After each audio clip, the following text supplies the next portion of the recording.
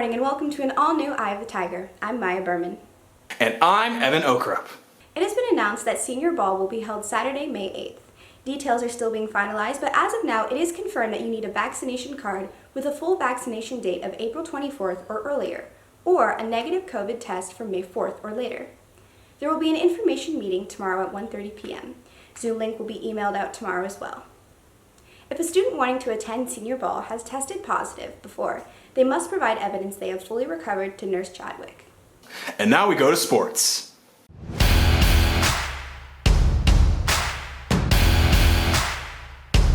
Good morning and welcome to this Tuesday's edition of EOTSN. I'm Kobe Estrada.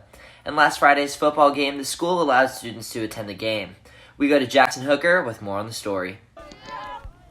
After the Roseville football team went a whole season with having no fans, admin allowed 100 seniors to attend their very last high school football game.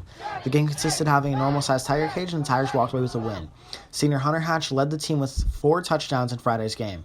Hatch was happy that the school gave the football team the experience to end their high school football career. It was awesome. The energy there was just different than all the other games, and it's just awesome to be able to have the student section out there and just be there supporting us. Hatch decided to put the pads on and play football for the first time as a senior. Although with only getting 4 games having no fans to the last game, Hatch didn't get the experience that he wanted. I mean, it was just an awesome feeling. It was just, it was just an awesome feeling in general, just being out there and playing with the team and just having everyone out there to have your back and just have them cheer you on every time. Senior Joe Bryce was glad that he got to play in front of fans for the very last high school football game, that the spectators enjoyed their last high school football experience as well. I think so. I think I always play just a little bit harder when I know there's people watching and I can hear the fans and stuff, so that I think it helped, yeah. And that's on your home for Roseville High School sports, top plays, breakdowns, and more. I, the Tiger Sports Network, EOTSN. And now we go over to entertainment.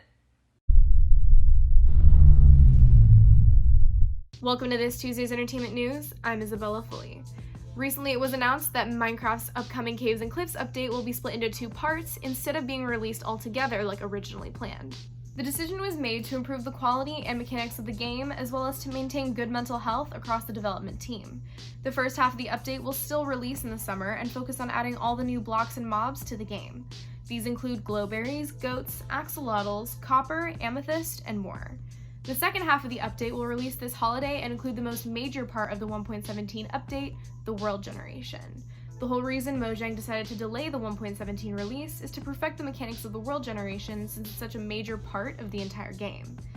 Finally, the only part of the release we won't be getting in 2021 is the Archaeology Skill, since it's a completely new skill that's being added to the game, so they want to make sure it's done right. Personally, I think that they should have just released it all in one shot, since I feel like having one portion of the update and not the other, you aren't really getting the full experience. But at least we'll have some new blocks to play around with until we get the world generation. And now we go back to news. Thanks, Isabella.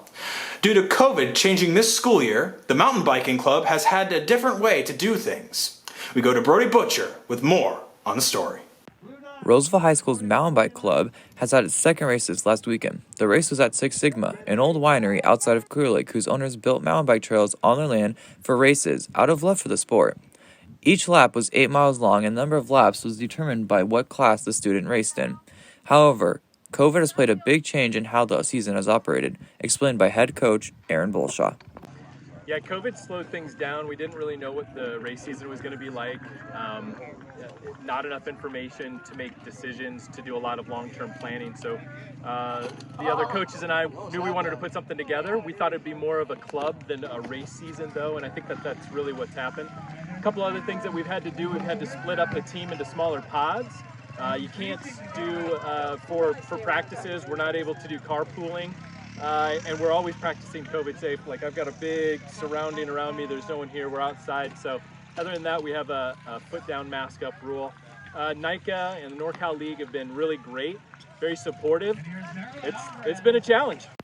Despite COVID protocol, the coach thinks the team has done better than ever. Yeah, so the team's been great. We're having a lot of fun. We're out here at Six Sigma for one of the Good News mountain bike racing series from Clifton Races.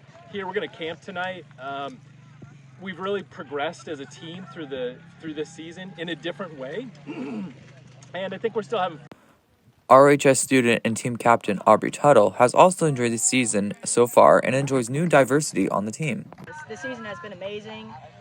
made some great new connections on the team, and I'm really liking our team dynamic and our just team in general this year. I love having new girls on the team because it has, somebody new to talk to who understands me a little bit more than the guys would, and I don't know, it's just nice to see more girls.